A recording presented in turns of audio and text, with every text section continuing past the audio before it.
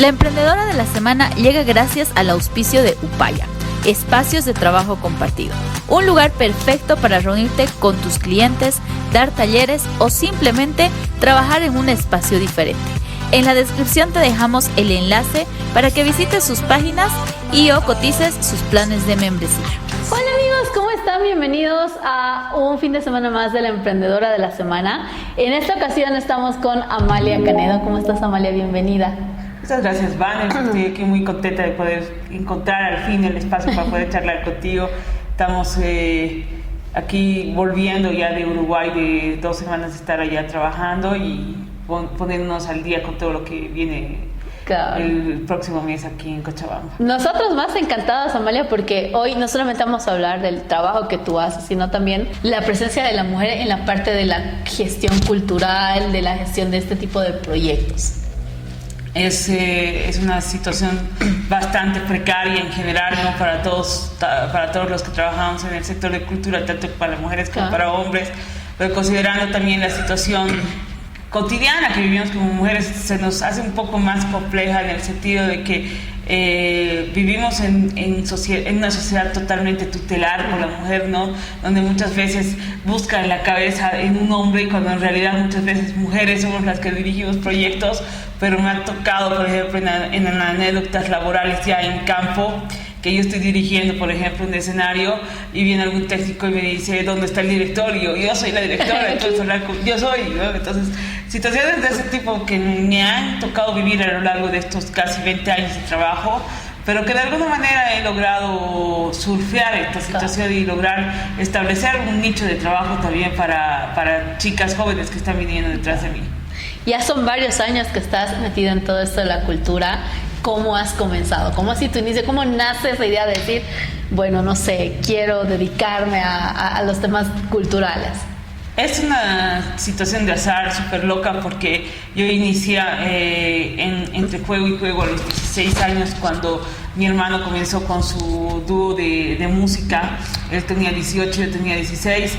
Y comencé como de alguna manera a ayudarles a conseguir espacios donde tocar, charlar con los boliches, charlar con los técnicos, conseguir que mi familia vaya a los conciertos. De esa manera inicié. Yo tenía la idea de estudiar medicina. Yo vengo de una familia que son médicos e ingenieros, abogados. Y justamente en el colegio del que yo he salido con una línea de medicina, que es químico-biológico. Y en algún punto de esos 2 últimos años de colegio me di cuenta que me gustaban más las ramas sociales. Me fui por el lado del derecho porque era lo más cercano, porque en ese instante no se conocía lo que era la gestión cultural como carrera, sino que era como una cuestión de hobby. Yo incluso dentro de lo que era el mismo colegio consideraba que hacer arte era una cuestión solamente netamente de diversión y de entretenimiento, pero no lo concebía como un espacio interesante, laboral, en el que podía yo al día de hoy estar trabajando y poder generar economía para mí, ¿no?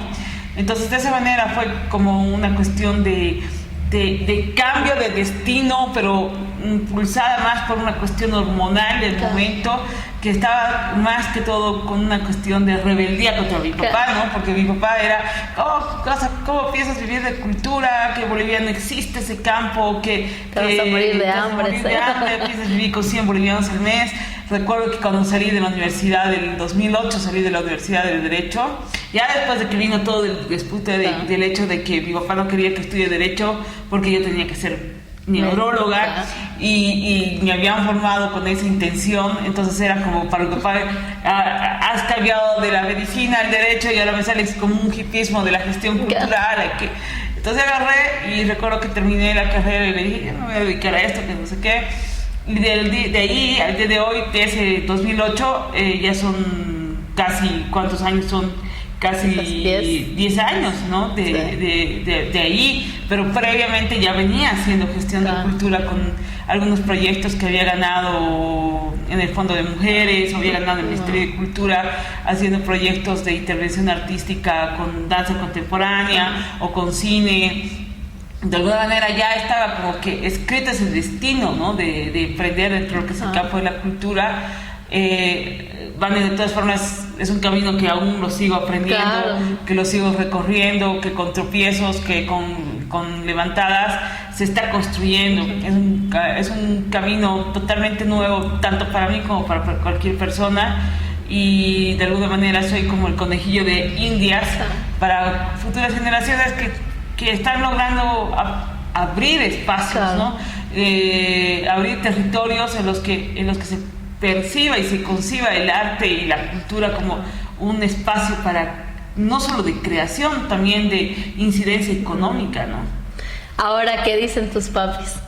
¿Qué opinan? ¿Ya están más convencidos de que has hecho bien o todavía tienen ahí sus dudas? Mi papá es una persona que es muy encerrada en ese aspecto, porque él es ingeniero, viene de la rama netamente académica, matemática. Él ha sido rector de una universidad, entonces era como que al día de hoy todavía esta incertidumbre del emprendimiento le cuesta, porque él viene de una generación, hay que recordar que él es baby boomer, esa generación que estaba totalmente arraigada a los trabajos fijos y todo eso, y para él todavía le da miedo el tema del emprender, el realizar acciones que no tengan que ver con trabajos fijos, pero de alguna manera sí apoya y respalda desde el hecho mismo de que está constantemente en nuestras acciones, en nuestras actividades, porque yo vengo de una familia donde todos nos hemos revelado, que es mi hermano, que es un productor musical, y yo,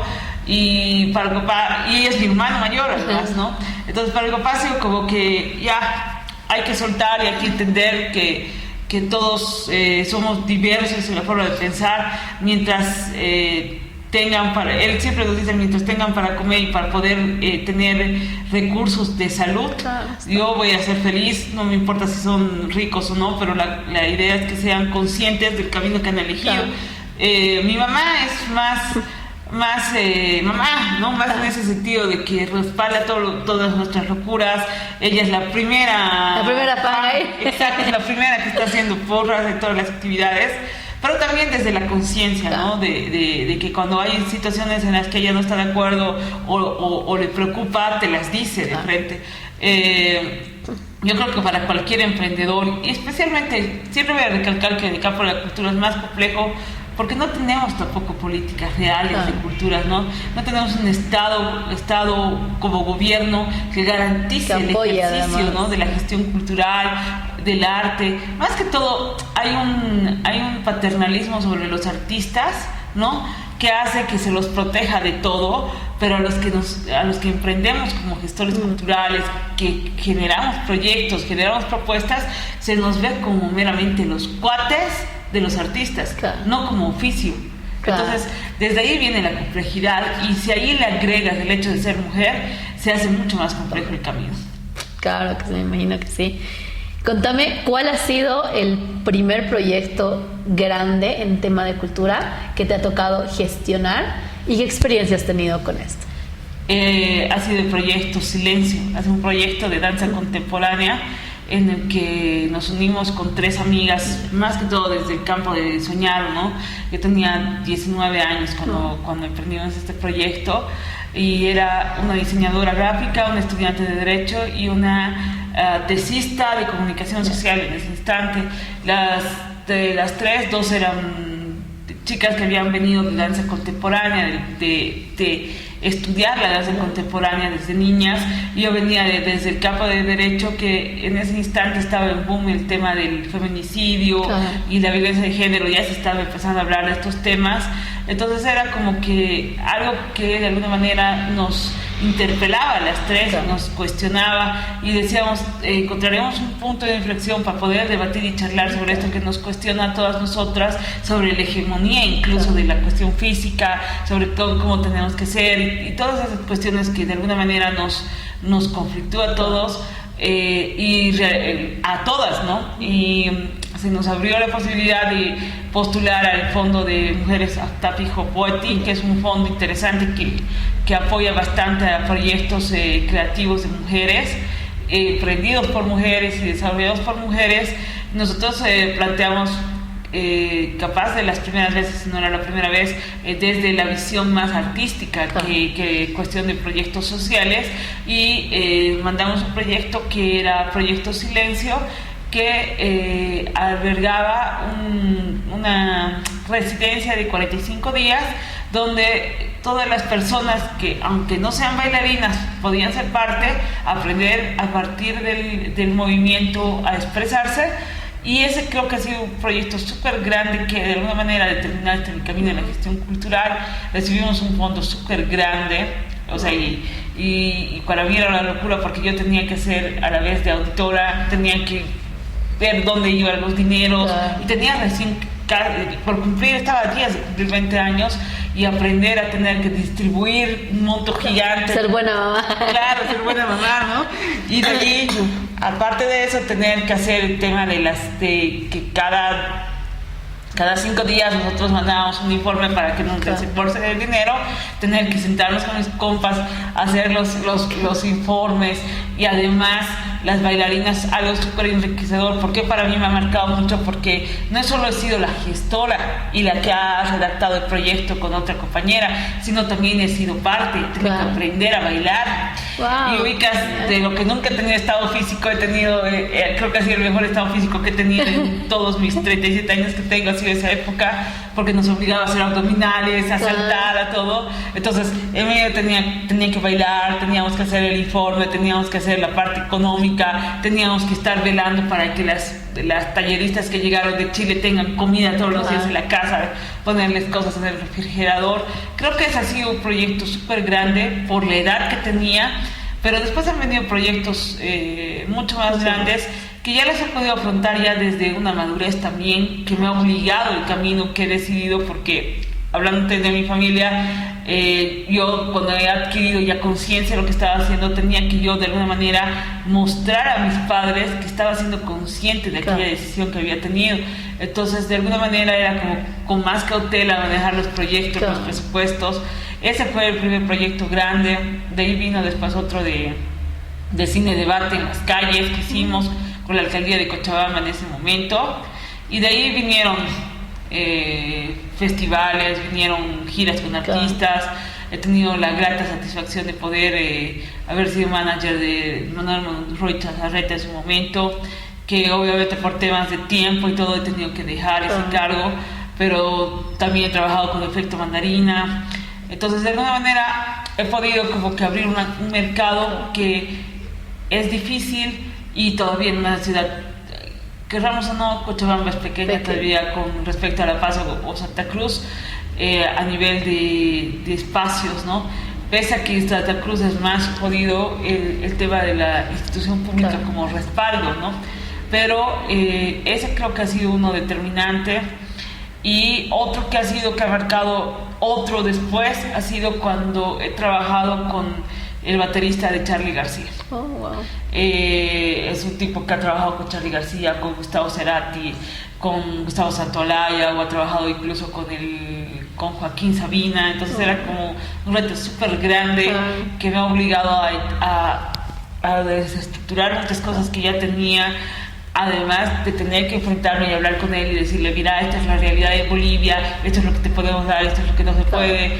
Y encontrar que incluso en estas personas que ya tienen trayectoria de años y han tocado en escenarios con 50.000, 60.000 personas, hay gente humana que se adaptan y que tienen la capacidad de poder decir: yo quiero estar en este espacio y yo me adapto a lo que me merezca. Entonces creo que de alguna manera esa testarudez e incluso cinismo que yo muchas veces le digo al hecho de haber emprendido en este camino ha hecho que sea bendecido también. Una consulta. Ahí, bueno, me imagino que como en muchas profesiones, muchos trabajos, tienes también diferentes áreas, ¿no?, en las que te puedes desarrollar cultura, no solamente el desarrollar proyectos o trabajar con alcaldías y demás, sino también el tema ya, como mencionabas, de los grupos, el management, el manejar grupos. ¿Qué carteras o qué cosas más se puede dedicar a una persona que quiere enfocarse en la cultura? Hay, por ejemplo, los agentes de medios. Pues yo hago de agente de medios como una forma también de alguna manera de capitalizarme, ¿no? Porque eso genera de alguna manera interés en artistas internacionales que me llaman y me dicen: necesito entrar al mercado boliviano. Eso quiere decir que les hago una serie de que se llama de de agendas donde ellos puedan ingresar a la televisión, puedan entrar a la radio, puedan entrar a los periódicos a través de entrevistas y programas donde sean vistos.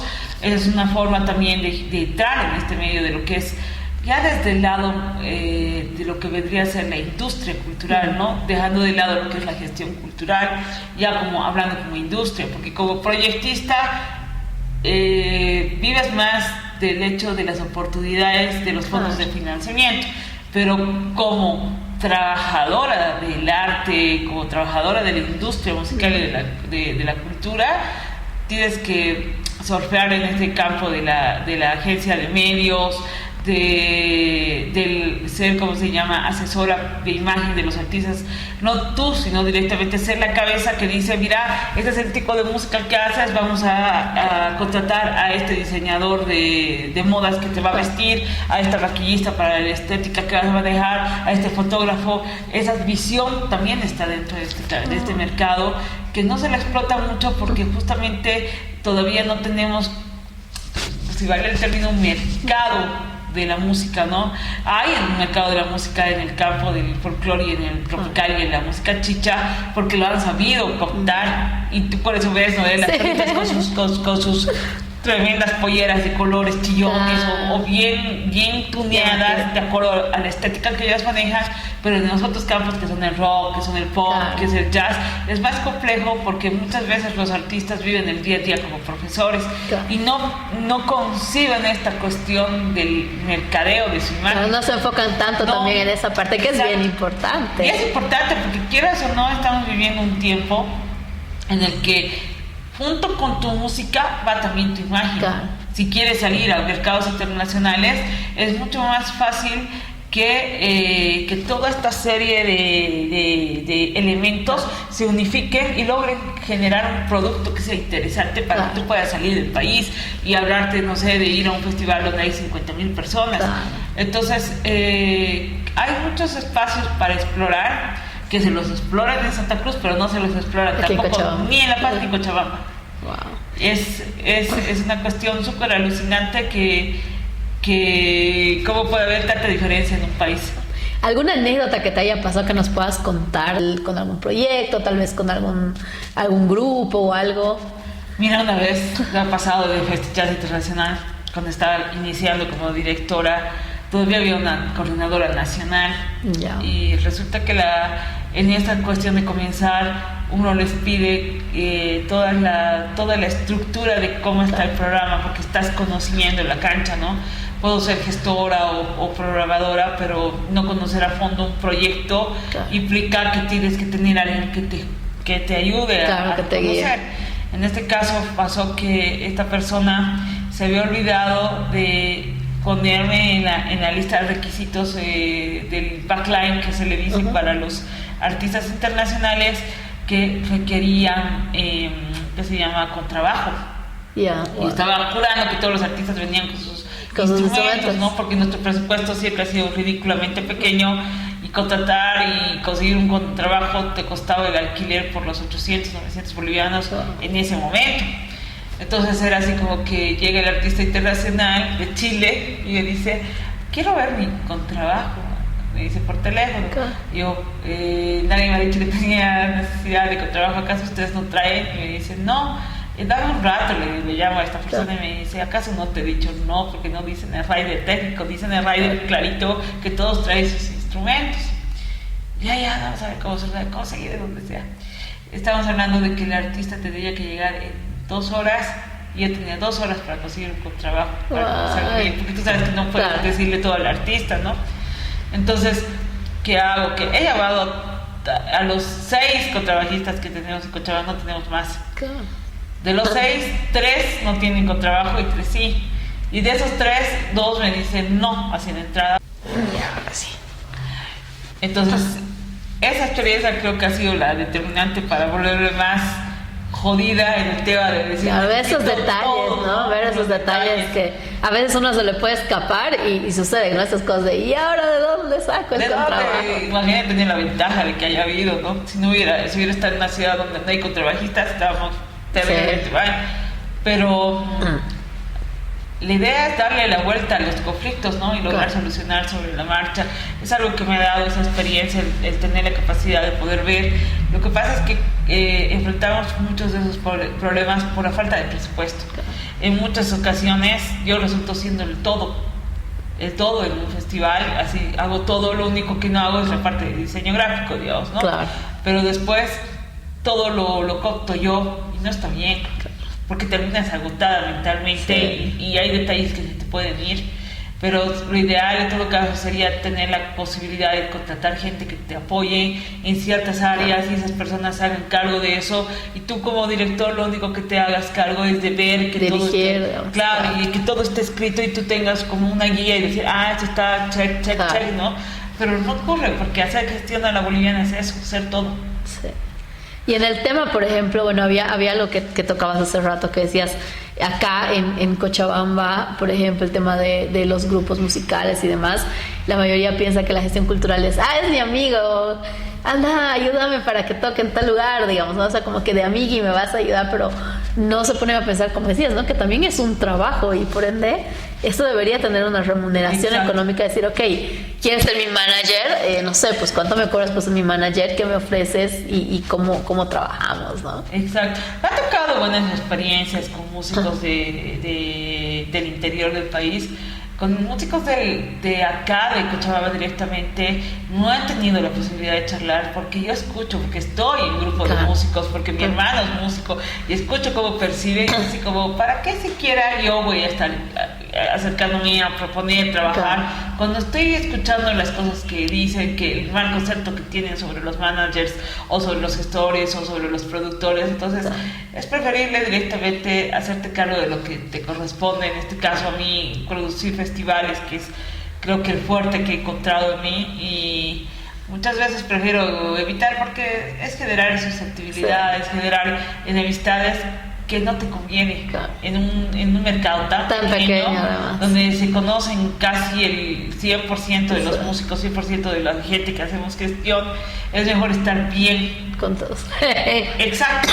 Por eso es que he decidido, cuando tenía 28 años, dejar de ir a fiestas, dejar de ir a lugares donde haya alcohol y haya esa cuestión de mezcla, porque quieras o no, el que no cae resbala, terminas en comentarios que dice el uno del otro, y que el otro, y que se odia el tal con el tal, y he evitado y mantengo mi vida personal bien al margen de mi vida laboral, porque vivo más sana emocionalmente. Porque antes era, el talcito está hablando de tal persona o de ti, o dice que tú tal cosa, o que tú, me han llegado rumores alguna vez de que algún funcionario público ha dicho que yo cobraba más y que les pagaba una miseria a los artistas, cuando en la realidad tú agarras y cobras un monto de dinero, y el funcionario público no se da cuenta que tienes que dividir entre el artista, tu trabajo, el que sea el fotógrafo, tienes que darle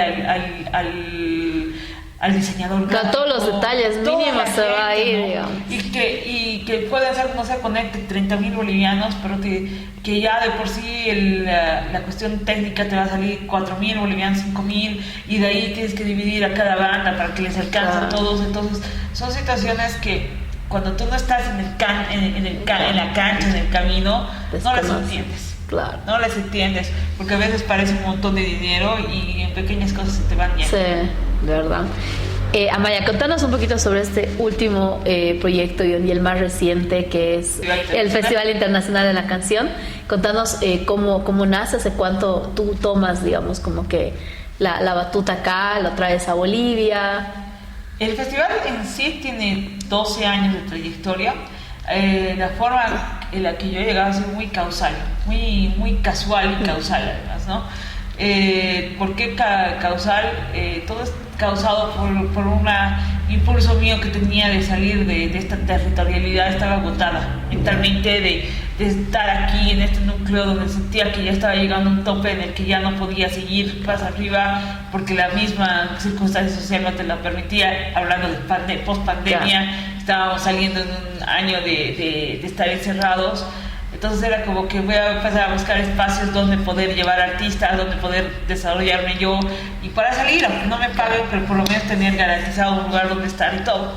Y resulta que escribí a este festival para ver qué onda, si podía mandar. Muy gentilmente el director general me contestó y me dijo, mira, ya hemos cerrado convocatoria, y me dijo, estos son los números, si quieres te puedo dar una llamada para explicarte de qué trata, si te animas, así que para el próximo año. Y dale, me llamó, entablamos una relación de amistad, y charlando uno se hace el autobombo, como dicen los argentinos, ¿no? La propia publicidad, y le mandé mi trabajo, ¿no? Le dije así, por si te interesa, que no sé qué. Y el tipo empezó a investigar sobre mi carrera, me había visto en notas de prensa que me hacían, y me dijo, mira, me interesa trabajar contigo, quisiera que seas parte, he visto que estás como columnista en un medio de comunicación sobre cultura, y quisiera saber si te animas a ingresar a esta primera etapa como guionista del festival. ¿Por qué guionista? Porque es televisado el festival y tienen un guión que manejan para los presentadores. Y yo, con tal de tener un espacio fuera del territorio y que me ayude a conocer otros lados. ¿Dónde firmo? Sí, ¿dónde firmo? Y mira, se cruzó todo tan locamente. Con esa época yo tenía que ser directora departamental de cultura en la gobernación, y estaba con esa duda de aceptar, no aceptar, y esto fue como no lo acepto. Y se me abrió este camino. Fui el primer año como guionista para trabajar con los presentadores, y ahora soy staff manager. Pero ha sido todo así por una cuestión de casualidades de la vida. Así de buscar en internet, y ahí ya trabajando en cancha, y le gustó mi trabajo al director. Me dijo, mira, quisiera que seas representante del festival en tu país. Queremos emprender en cada país, tener una dirección para que cada país se haga cargo de manera transparente de la selección de la canción que va a representar cada año. Y me dijo, asumí el reto, y sería increíble porque así de alguna manera te habilitaría espacios también para que tú puedas aprender a gestionar también, como se dice, con temas de empresa privada. Entonces, de alguna manera me ha obligado también a reaprender un modelo de trabajo, ¿no? Que yo imposible, también era cerradísimo acercarme a empresa privada, porque pensaba como que estaba peleado lo privado con lo cultural, porque nos habíamos metido esa idea desde jóvenes, cuando en realidad no. Y es una manera en la que me he acercado. No te voy a decir que todas las empresas privadas te abren las puertas de par en par, pero sí había apertura del sentido de decir, vamos a respaldar desde estas pequeñas cosas que podemos darles, no sé qué. Ya he aprendido a entender que no siempre te van a dar plata, pero te van a dar otras cosas que te ayudan a mejorar tu gestión. Entonces, de esa manera he logrado entrar en este ámbito internacional. Ya casi, si te voy a pasar, son casi 4 años, ¿no? Que vengo y voy de Uruguay, y que me ha nutrido mucho desde el campo del humano, ¿no? Además de entender que somos diferentes en la manera en cómo nos movemos, de países que son tan cercanos, el lenguaje que usamos para comunicarnos. En Uruguay se ríen porque dice que hablo muy bajito, y en Bolivia dice que hablo muy fuerte, y es una cuestión de la que estoy aprendiendo a entender a los interlocutores. Y ya esta última vez que he ido, ya les he hablado en su forma a los uruguayos, y era así como, ¿tú de dónde sos? Digo, Bolivia. Qué raro, porque los bolivianos normalmente son más calladitos, más tranquilitos, y tú todo el rato estás gritando y hablando fuerte, que no sé qué, y es alucinante porque te deconstruyes, ¿no? Y entiendes quién eres realmente saliendo de tu núcleo, y laboralmente he crecido mucho. Y evolucionas también, He evolucionado mucho porque he entendido que hay cosas que ya estaban corruptas en mí, digamos, ¿no? Que ya era así como, no pasa nada, pero me obliga a interpelarme todos los días, a decir, a ver, voy a tocar este timbre para ver si por lo menos me miran de la ventana, y si me miran de la ventana, la próxima voy a tocarles más fuerte para que me dejen entrar. Entonces te obliga a salir de la zona de confort también, ¿no? Porque era eso, o terminaba deprimiéndome porque decía, pasa que he tenido tan malas experiencias con el Estado como gobierno central. El año pasado, por ejemplo, nos tenían que dar un apoyo con el Ministerio de Cultura para el artista que estaba representado el país, y de un momento a otro nos han dicho que no había presupuesto. Entonces es como que tú te caes y ahí en esas depresiones dices, ¿qué estoy haciendo acá? Claro, y además que, o sea, no estás, o sea, no son 100 pesos, 200 pesos, es todo un proyecto donde si no tienes ese dinero, ¿cómo lo traes? ¿Cómo haces? ¿Cómo pones? Y que te avisen así como que de un día al otro es, ¿y ahora qué hacemos? Y para cumplir con el artista de todos mis trabajos, he ido reuniendo, y en el momento que él tenía que viajar, le he hecho tomar tu dinero para que viajes, porque yo tenía que ser responsable con él. Entonces te obliga a replantearte tantas cosas que al final todos estos 20 años que vengo me reconfirman que estoy en el espacio correcto, pero ya desde otro tipo de mirada que no es la que tenía cuando tenía 17 años. Claro. ¿Qué les dirías a aquellas personas, sean independientemente hombres, mujeres, sobre todo a las mujeres que quieren dedicarse a esto de la gestión cultural, temas musicales y demás? ¿Cómo podrían empezar? ¿Qué les recomendarías? Si tienen la posibilidad de entrar a la carrera de gestión cultural acá en Cochabamba, que la aprovechen. Obviamente Bolivia, la gestión cultural como carrera académica está enfocada netamente en museología y en antropología, pero no está de más. Claro. Hay que ser perseverantes, hay que unirse a gente que ya está en el camino y aprender también sobre la marcha, sobre las cuestiones, porque tanto yo como muchos de mis colegas venimos del campo empírico, ¿no? del hacer en cancha, pero eso no quiere decir que no he tenido tutores, en este camino he buscado profesores en Argentina que me enseñen, asistiendo a escuelas, así con profesor, con pizarra, ¿no? Pero tampoco es que eso totalmente te da el 100% del conocimiento, sino aprender a escuchar a la gente que ya viene en este camino, no cerrarse en las malas experiencias de la gente que está, sino buscar su propia experiencia a partir de tocar puertas, como digo, de unirse con gente que ya está, porque es más difícil que a un joven que no ha hecho camino todavía le diga a un artista, ya quiero trabajar contigo, porque no tiene todavía las herramientas necesarias en el campo, incluso de los contactos, ¿no? Entonces creo que ahí está el acercarse, no tener timidez, principal, no ser tímidos. No estoy diciendo que seas un extrovertido gritón, pero sí, digamos, entender que en este camino del emprendimiento tienes que aprender a tocar puertas, que no todas las puertas se te van a abrir, y si te van a abrir a medias, te van a decir ya hasta cierta parte, pero te pueden dejar en medio camino, pero eso no tiene que ser un factor determinante para decir que si estás o no en el camino. Claro. Creo que eso es lo fundamental. Lo digo porque vengo haciendo esto desde los 15 años. He chocado con puertas todos los días hasta el día de hoy, la sigo haciendo, pero sigo creyendo en esto, sigo creyendo que el arte y la cultura son fundamentales para el desarrollo de la sociedad, para la evolución humana y para la trascendencia también, y voy a seguir apostando hasta lo que la vida me permita. Maravilloso, muchísimas gracias, querida Amalia, para mí un gusto poder tenerte en este espacio y poder haber conocido un poco más, ¿no? de tu historia detrás de eso de qué es la gestión cultural. No sé cómo estás en redes sociales, si nos puedes contar para que la gente se vaya a seguirte tanto en tu perfil como en el del festival. Estoy como Amalia Canedón en Instagram. Y con el festival estamos como Capítulo Bolivia Oficial. En Facebook estoy como Amalia Canedo como perfil, y como perfil de Me Gusta estoy como Amalia Canedo productora, y con el festival estoy como Capítulo Bolivia.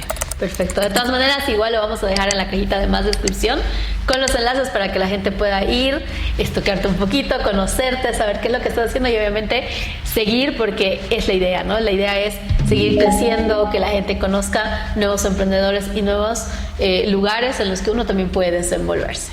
Muchas gracias, Vania, por el espacio.